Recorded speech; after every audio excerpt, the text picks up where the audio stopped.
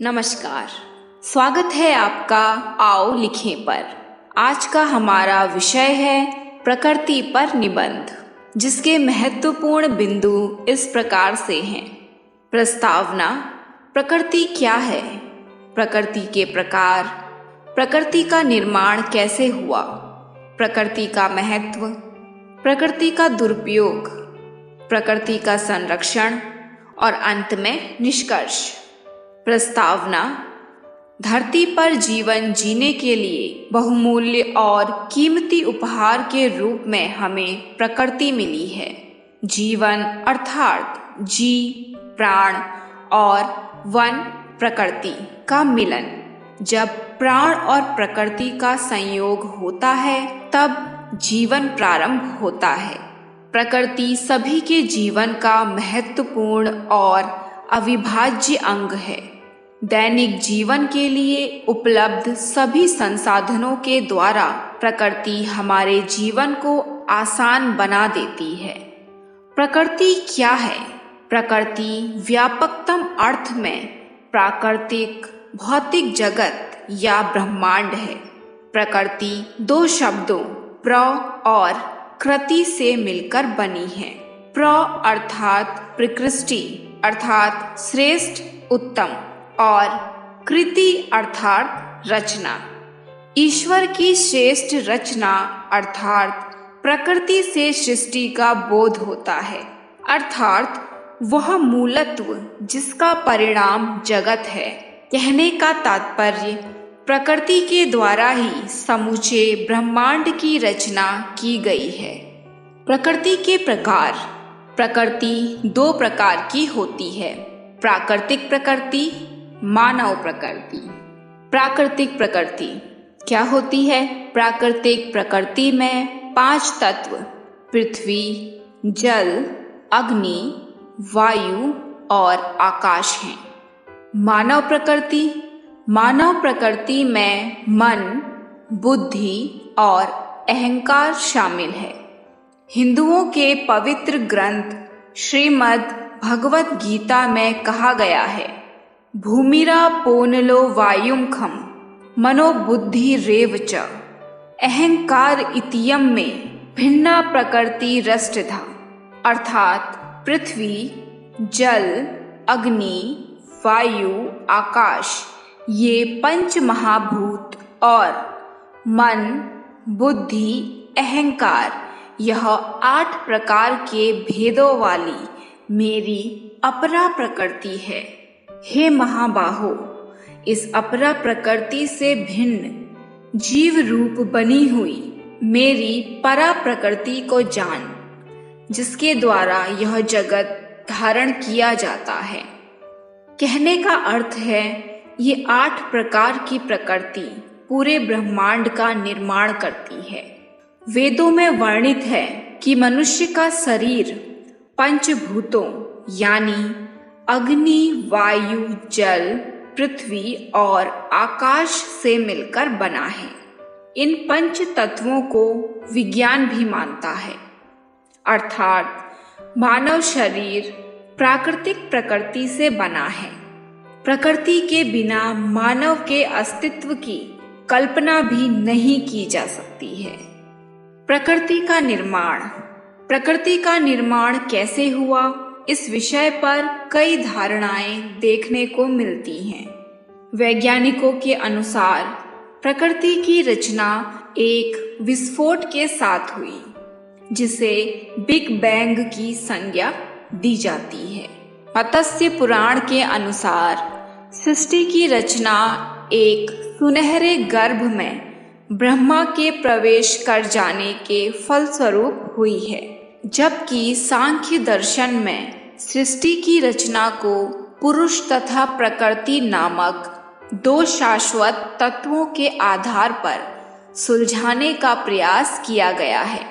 अगर आपको वीडियो पसंद आ रही है तो एक लाइक ज़रूर करें और इसी तरह की इंफॉर्मेशनल वीडियो के लिए चैनल को सब्सक्राइब ज़रूर करें और साथ में बने बेल आइकन को दबाकर ऑल पर क्लिक करें। ताकि आगे आने वाली सभी वीडियो के नोटिफिकेशन आपको मिलते रहें।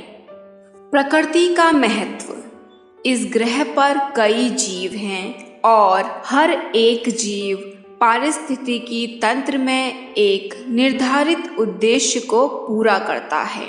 प्रकृति ने हमें कई प्रकार के फूल, फल, पक्षी, जानवर, आकाश, भूमि, नदियाँ, पहाड़, पेड़, समुद्र आदि दिए हैं, जो कि मानव जीवन के लिए महत्वपूर्ण अंग हैं। प्रकृति हमें चारों तरफ एक सुरक्षात्मक कवच प्रदान करती है, जो हमें नुकसान से बचाती है। प्रकृति के माध्यम से ही हमें सर्दी, बरसात, गर्मी जैसे मौसम प्राप्त होते हैं। प्रकृति के द्वारा ही मनुष्य को अपना जीवन जीने के लिए सूर्य, जल, हवा, पेड़, पौधे आदि प्राप्त हुए हैं। प्रकृति का दुरुपयोग। हम जो भी करते हैं वह प्रकृति पर निर्भर है। वास्तव में प्रकृति के कारण ही हमारा जीवन संभव है।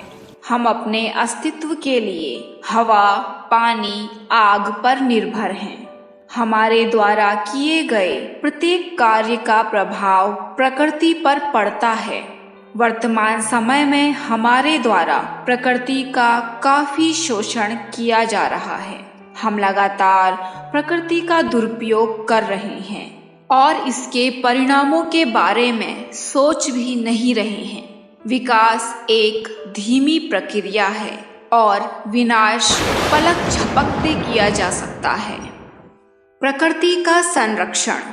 अपनी दैनिक गतिविधियों और आवश्यकताओं पर निर्णय लेते समय हम पर्यावरण संबंधी निर्णय ले सकते हैं। हमें यह जानने की आवश्यकता है कि हमारे चयन से प्रकृति पर क्या प्रभाव पड़ सकता है। प्रकृति का संरक्षण हम 5 प्रकार के आर के उपयोग से कर सकते हैं। रिफ्यूज, इनकार, अर्थात ऐसी वस्तुएं जिनकी आपको आवश्यकता नहीं है और जो आपको, आपके परिवार और पर्यावरण को नुकसान पहुंचा सकती हैं, उन उत्पादों को खरीदने से इनकार करें। प्लास्टिक के थैलों को लेने से इनकार करें। रिड्यूस, कम उपयोग, अर्थात कम से कम वस्तुओं का उपयोग करना, जैसे आवश्यकता न होने पर बिजली के पंखे एवं बल्ब का स्विच बंद करके बिजली बचा सकते हैं। टपकने वाले नल की मरम्मत करवाकर जल की बचत की जा सकती है। जितनी भूख हो उतना ही थाली में लें। आहार को व्यर्थ ना करें। कागज के प्रयोग में कमी करके। रीयूज, पुनः उपयोग, अर्थात किसी वस्तु का बार बार उपयोग करते रहना, जैसे लिफाफों को फेंकने के बजाय फिर से उपयोग में लाना। विभिन्न खाद्य पदार्थों के साथ आई प्लास्टिक की बोतलें, डिब्बे इत्यादि का उपयोग रसोई घर में वस्तुओं को रखने के लिए करना। रीपर्पस, पुनः प्रयोजन। इसका अर्थ है जब कोई वस्तु जिस उपयोग के लिए बनी है उस उपयोग में नहीं लाई जा सकती तो उसे किसी अन्य उपयोगी कार्य के लिए प्रयोग करना, जैसे टूटे फूटे चीनी मिट्टी के बर्तनों में पौधे लगाना। रिसाइकल, पुनः चक्रण। इसका अर्थ है कि आपको प्लास्टिक, कागज, कांच, धातु की वस्तुएं तथा ऐसे ही पदार्थों का पुनः चक्रण करके उपयोगी वस्तुएं बनानी चाहिए। जब तक आवश्यक ना हो इनका नया उत्पाद विवेकपूर्ण नहीं है। क्या इन 5 प्रकार के आर में से आपने अभी तक किसी एक को भी अपनाया है? अगर हाँ तो कमेंट करके ज़रूर बताएं। हम कुछ मुख्य बातों का ध्यान रखकर भी प्रकृति का संरक्षण कर सकते हैं, जैसे पेड़ों की कटाई कम करें, अधिक से अधिक पेड़ लगाएं, अपने आसपास को स्वच्छ रखने के लिए अधिकतम प्रयास करें, सभी प्रकार के प्रदूषण को कम से कम करने के लिए सही कदम उठाएं। निष्कर्ष, प्रकृति है तो मानव है। प्रकृति का संरक्षण वर्तमान समय की आवश्यकता है। मनुष्य प्रकृति का शोषण करके स्वयं के विनाश की ओर कदम बढ़ा रहा है। इसी तरह प्रकृति का शोषण होता रहा तो भावी पीढ़ी बड़ी बड़ी इमारतों और प्रदूषण के साथ अपना जीवन यापन करेगी और इस सुंदर प्रकृति से अनभिज्ञ रह जाएगी। विनाश की इस प्रक्रिया को रोकने के लिए लोगों में जागरूकता पैदा करने की आवश्यकता है। प्रकृति को कोई नुकसान पहुंचाए बिना राष्ट्र के विकास को सुनिश्चित करने के लिए मानवीय गतिविधियों को एक स्थायी तरीके से किया जाना चाहिए। प्रकृति हमसे क्या कहती है, ये जानने के लिए ऊपर वाली वीडियो देखें। प्रकृति ने हमें जो कुछ भी दिया है उसके बदले मनुष्य ने प्रकृति का धन्यवाद किस तरह से किया है और प्रकृति को क्या क्या उपहार भेंट में दिए हैं, ये जानने के लिए नीचे वाली वीडियो देखें।